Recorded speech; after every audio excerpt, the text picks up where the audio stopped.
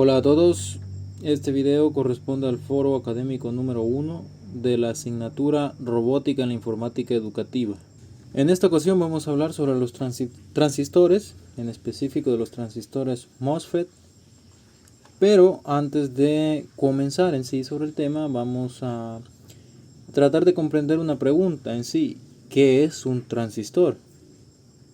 Pues básicamente la palabra transistor proviene de transverse resistor y fue inventada en 1951, aunque en Europa ya había patentes y desarrollos anteriores al que los americanos presentasen el primer diseño.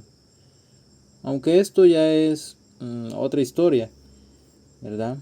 En aquel tiempo se buscaba un dispositivo basado en estado sólido, semiconductor, que pudiese sustituir a las toscas y poco fiables válvulas de vacío que componían los ordenadores y otros aparatos electrónicos de esa época. Teniendo en cuenta lo que es un transistor, vamos a hablar en específico en este tema sobre los MOSFET, ¿sí? Los tipos de transistores MOSFET pues permiten manipular grandes cargas, ¿sí? Lo que puede ser útil para ciertos circuitos, ya sea por ejemplo con un Arduino, ¿verdad? De hecho, las ventajas lo hacen tan útil en el ámbito de la electrónica moderna, ya que puede actuar como un amplificador o como interruptor controlado electrónicamente. Para cada tipo de MOSFET que se compre o adquiera, se debe de leer, ¿verdad? el data o las características de este para ver las propiedades, ya que no todos son iguales. Y aquí algunas de las diferencias entre uno de canal N y uno de canal P. Para los de canal P, para activar el canal P, para que deje pasar la corriente, se aplica una tensión negativa a la puerta.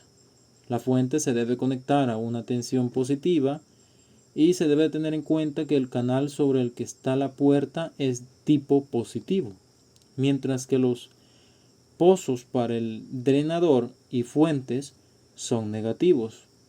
De ese modo se empuja a que la corriente pase a través del canal. Ahora aquellos que son canal N, en este caso se aplica un voltaje positivo a la puerta. Ahora bien, nosotros los conocemos como transistores MOSFET, pero ¿qué significa en realidad la palabra MOSFET? Pues son las siglas de Metal Oxide Semiconductor Field Effect Transistor. Consiste en un transistor de efecto de campo basado en la estructura MOS. Es el transistor más utilizado en la industria microelectrónica.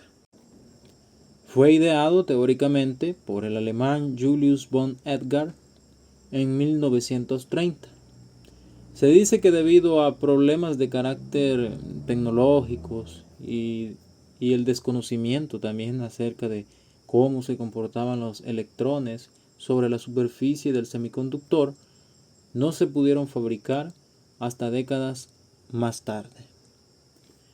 Para muchos en la industria de la electrónica suele ser un poco problemático escoger el tipo de transistor que debe ser utilizado en sus proyectos.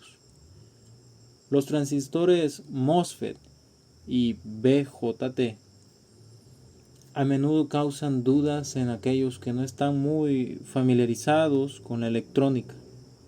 Y aunque ambos son transistores, funcionan de manera bastante distinta y exhiben diferentes configuraciones o estados. El MOSFET es un semiconductor de óxido metálico, mientras que el BJT es un transistor de unión bipolar. También podemos resaltar que para mantener el estado encendido se requiere una corriente de unidad base 1/5 o 1/10 de la corriente del colector para el dispositivo controlado por corriente BJT.